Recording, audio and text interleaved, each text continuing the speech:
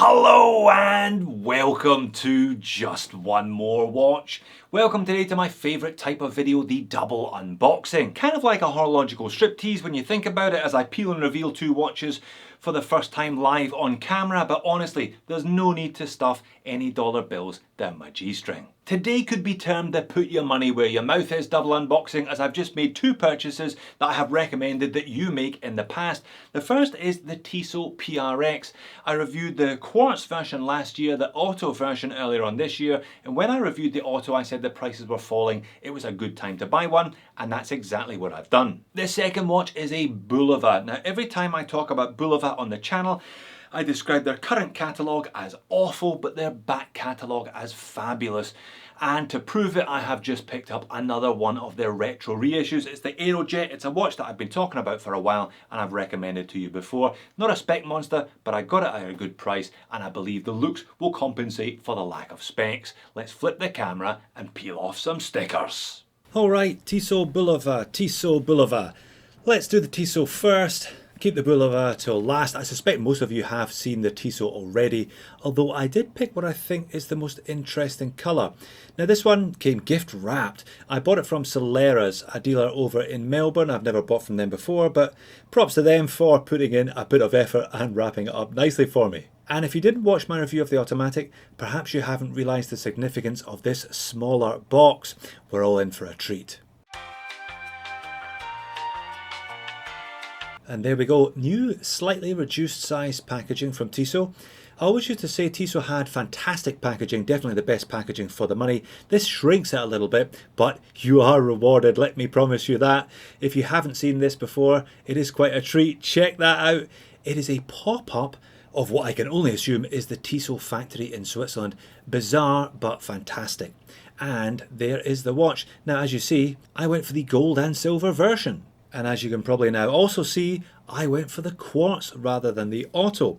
I talked about this in the last video. The quartz prices have not tanked, but certainly they're more affordable than they were when this watch launched towards the beginning of last year.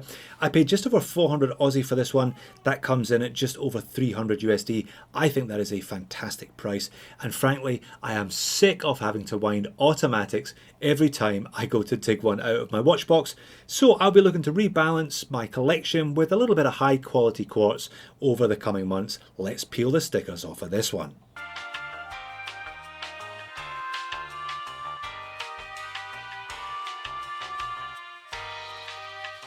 And there we go, I think that looks great. One problem with the autos is that they have the tapisserie dial. They only have the tapisserie dials. I think the quartz actually has a nicer looking dial than the auto. This one has a vertical brush metallic finish to it. Looks nice, and those rose gold, they're very pale rose gold actually. I'm not opposed to a little bit of rose gold. My favourite Oris Diver 65, for example, has the bronze bezel with rose gold hands. These are a little softer, I think. Nice combination. It's not too feminine, I don't think, especially on this 70s style angular integrated bracelet sports watch. I know they have just introduced 35mm versions of this watch. I'll probably try and get one of those in for review in due course. One final sticker on the case back.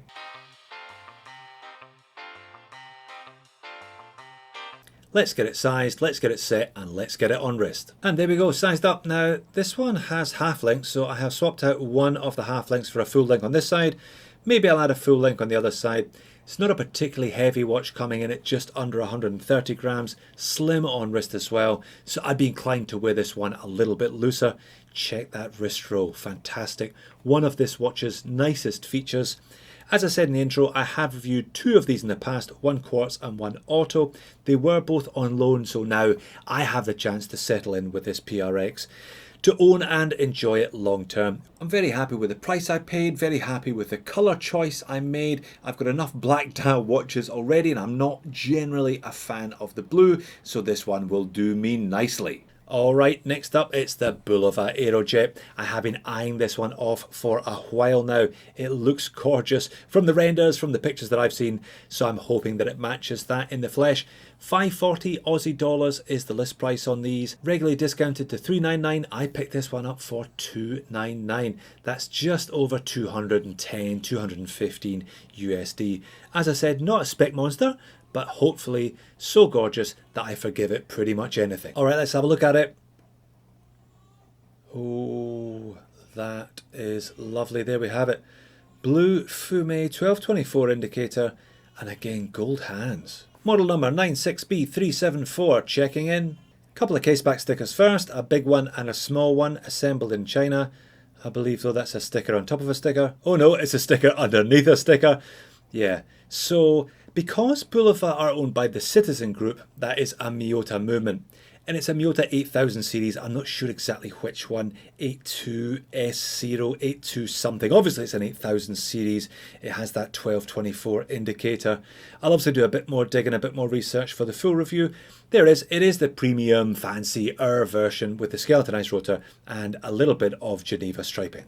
And if I flip it over, we should have one more sticker here. Okay. Yeah, that looks amazing. That looks really, really good. Oh yes, that watch is gorgeous. This could probably say rude things about my mother and I would forgive it. That is how gorgeous it is. Kind of double fade on the dial. There's more of a fade on the vertical axis than there is in the horizontal axis. There's a kind of sector crosshairs in the middle. Applied gold indices, Bulova logo, tuning fork. Look, I could take or leave that 1224 hour indicator. Mostly leave it. I could probably also leave the date complication there, but you know, some reason some companies feel the need to just slap extra complications on the dial. Now I did say it wasn't a spec monster, that it's only a piece of mineral crystal, so we've got an 8000 series mineral crystal, 30 meters of water resistance, and a slightly useless crown if I'm being honest, but again, it's forgiven because it is gorgeous.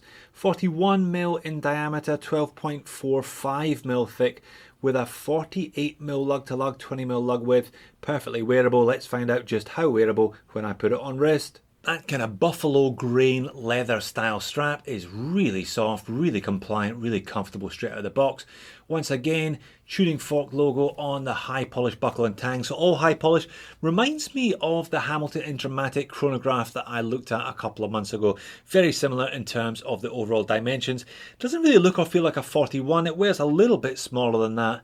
I'm a little bit in love with this, I think. And one more quick look up close before I wrap this one up. It's the same Aerojet font that they used on some of those Aerojet watches from the 1960s. It looks like there's a little bit of extra patterning there, some concentric circles around the outer edges of that 24-hour indicator, and nicely truncated batons at the 3 and the 6, helping with the symmetry, even though the dial and the date complication knock that off just a little bit. Very, very nice. Crown is pretty hopeless though. Stay tuned for a full review on this one sooner rather than later, I think. Look, I appreciate these aren't $99 bargains, but it just goes to show once more, you don't have to spend a fortune. Just over $300 for the Tissot, just over $200 for the Bulova. Both of them gorgeous, both of them with brands that are just chock full of history and heritage. 1853, as Tissot proudly proclaim, and loving the retro looks from this Bulova. I'm a very happy man, perhaps you can tell. Two well purchased watches in front of me. So there you have it. What did you think of those two? I like that colour of the PRX, hence why I bought it for myself. You won't be seeing a review of that one. I've already given the watch plenty of coverage in the past. You will, however, be seeing a review of that Aerojet coming soon. If those two tickle your fancy, why not check out my original review of the PRX Quartz or the classic Bulova Lunar Pilot. Thanks for watching. See you soon.